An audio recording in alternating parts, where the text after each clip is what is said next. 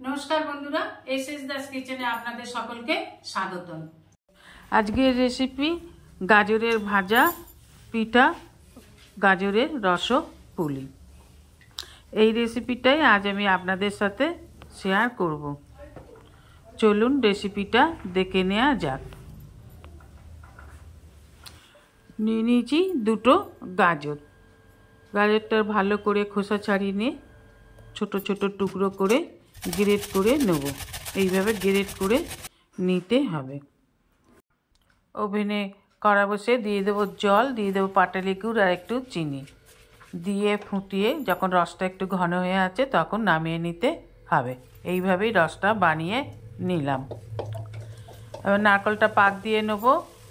কড়াতে দিয়ে দেবো নারকেল কুড়ো, 250 মতন পাটালি গুড় দিয়ে ভালোভাবে নাড়াচাড়া করে গুড়টা যখন মেল্ট হয়ে আসবে একটু ভালোভাবে নেড়ে যখন নারকেলের জলটা রিলিজ হয়ে আসবে, নারকেল নাড়ার মতো সুন্দর স্মেল ছাড়বে, তখন দিয়ে দেবো ছোটো এলাচের গুঁড়ো দিয়ে আবার একটু ভালোভাবে নেড়ে একটু শুকনো হয়ে এলে নামিয়ে নেব।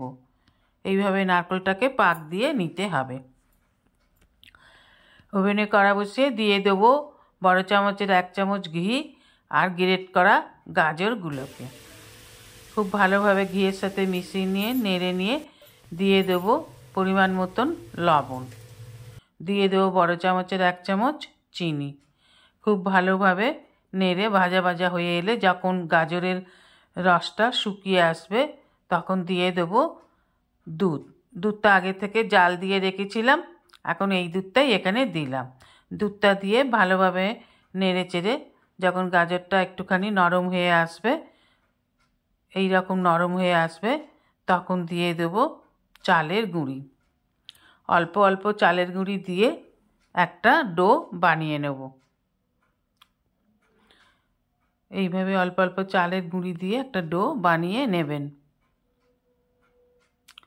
ডোটা যখন কড়া ছেড়ে দেবে, কড়া থেকে দেখুন গুটিয়ে চলে আসছে, তখন আরও একটু চালের গুঁড়ি দিয়ে একেবারে একটু শুকনো শুকনো করে নামিয়ে নিতে হবে। এইভাবে শুকনো করে কড়া ছেড়ে দিয়েছে মানে ডোটা তৈরি হয়ে গেছে। এই ডোটাকেই নামিয়ে নেব।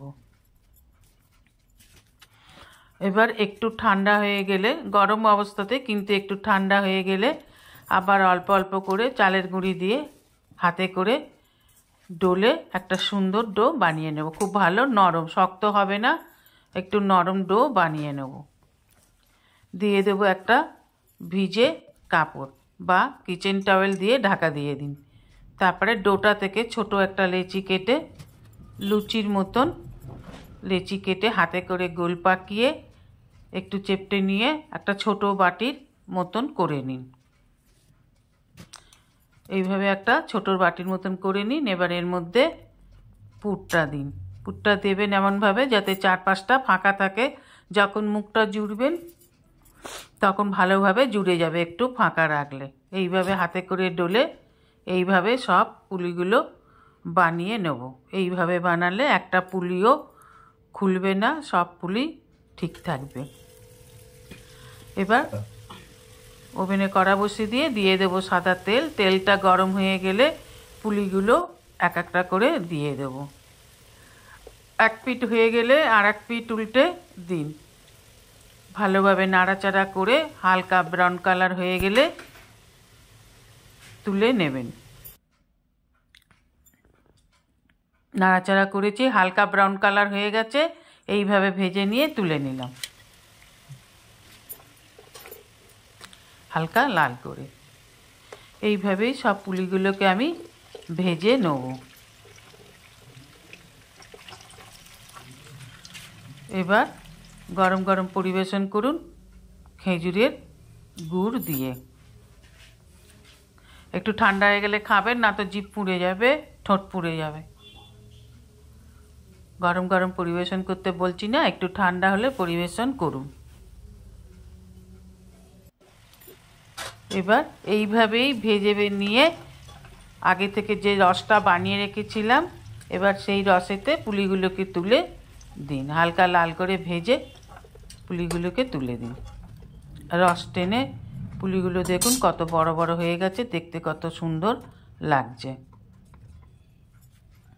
আধ ঘন্টা রেখে দিন, 1 ঘন্টা রেখে দিন। যখন পুলিগুলো ফুলে উঠবে রস টেনে, এবার তখন পরিবেশন করুন গরম গরম। ওপর থেকে অল্প একটু রস ছড়িয়ে দিন, আরও ভালো লাগবে খেতে। এইভাবে বানিয়ে নিলেই তৈরি গাজরের ভাজা পুলি, গাজরের রস পুলি। এইভাবে বাড়িতে করে খেয়ে দেখবেন, আশা করি আপনাদেরও ভালো লাগবে। যেসব বন্ধুরা আমার চ্যানেলটিকে সাবস্ক্রাইব করে আমার পরিবারের সদস্য হয়েছেন তাদের অসংখ্য ধন্যবাদ। যেসব বন্ধুরা আমার চ্যানেলটিকে এখনও সাবস্ক্রাইব করেননি তাদের কাছে অনুরোধ রইল আমার চ্যানেলটিকে সাবস্ক্রাইব করে আমার পাশে থাকার জন্য। ভিডিওটি ভালো লাগলে অবশ্যই একটা লাইক, কমেন্ট, সাবস্ক্রাইব করার অনুরোধ রইল। পাশে থাকা বেল আইকনটিতে ক্লিক করে দেবেন নিউ ভিডিওর আপডেট পাওয়ার জন্য। সবাই ভালো থাকবেন।